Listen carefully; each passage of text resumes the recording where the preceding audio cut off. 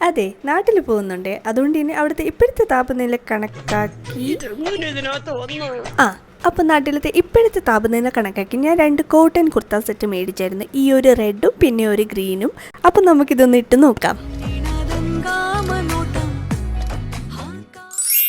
എങ്ങനെയുണ്ട്? എനിക്ക് ശരിക്കും ഇഷ്ടപ്പെട്ടു കേട്ടോ. അതുപോലെ തന്നെ നെക്കിൽ ഈ ഒരു ലേസിൻ്റെ ഇത് കൊടുത്തുകൊണ്ട്, നെക്കിൽ മാത്രമല്ല സ്ലീവ്സിലും കൊടുത്തുകൊണ്ട് ഒരു എലഗൻ്റ് ആൻഡ് സിമ്പിൾ ക്ലാസി ലുക്ക് എന്നൊക്കെ പറയാം. പിന്നെ ഞാൻ എക്സലാണ് എടുത്ത് കുറച്ച് കംഫർട്ടബിളായിട്ട് കിടന്നോട്ടെ എന്ന് കരുതിയിട്ട്. പിന്നെ ഞാൻ ഈ കാട്ടിക്കൂട്ടുന്ന കോപ്രായങ്ങൾ കണ്ടിട്ട് പെരിയ ഇൻഫ്ലുവൻസർ എന്നുള്ള നിനപ്പെന്ന് സരിൻ്റെ ഡയലോഗിനാണ് ഈ റിയാക്ഷൻ.